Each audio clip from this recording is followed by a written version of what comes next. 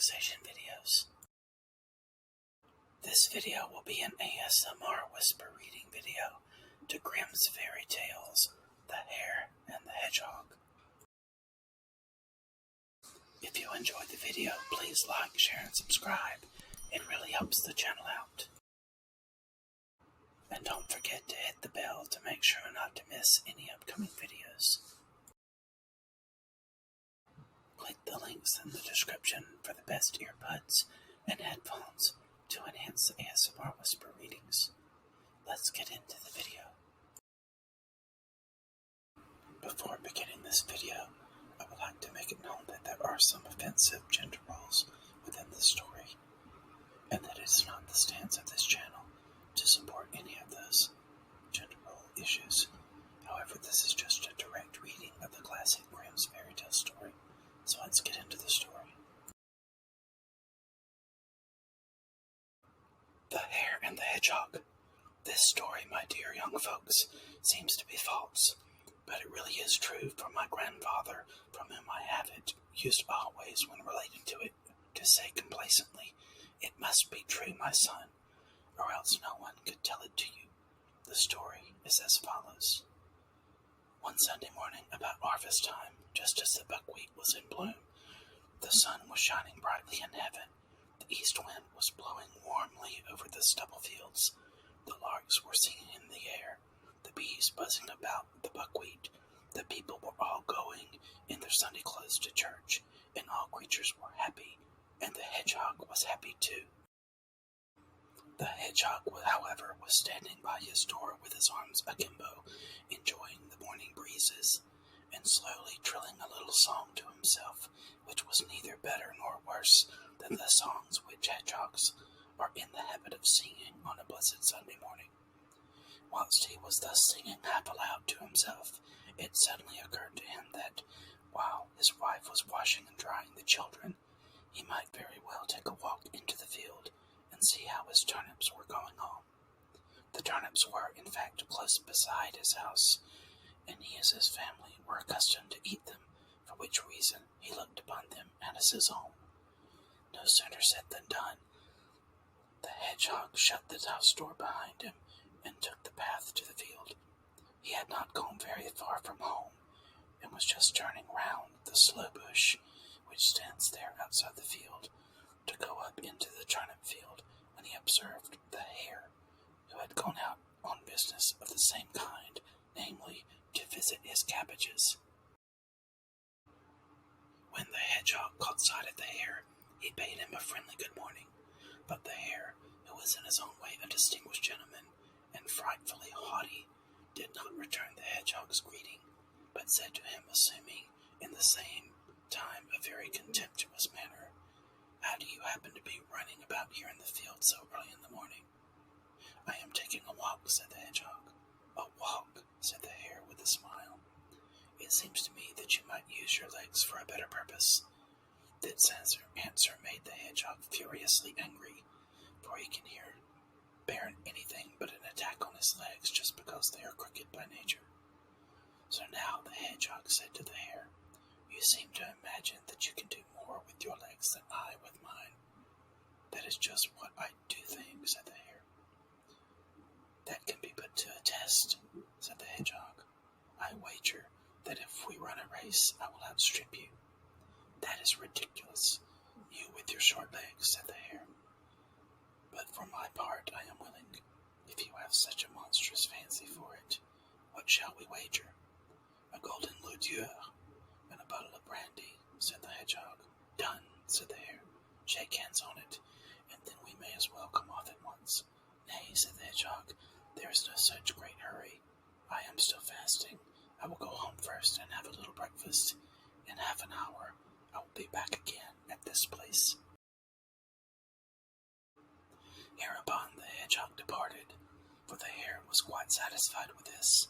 On his way the hedgehog thought to himself, "The hare relies on his long legs, but I will contrive to get the better of him. He may be a great man, but he is a very silly fellow, and he shall pay for what he has said." So with that the hedgehog reached home. He said to his wife, "Wife, dress thyself quickly. Thou must go out to the field with me. What is going on, then? Said his wife. I have made a wager with the hare for a gold louis d'or and a bottle of brandy.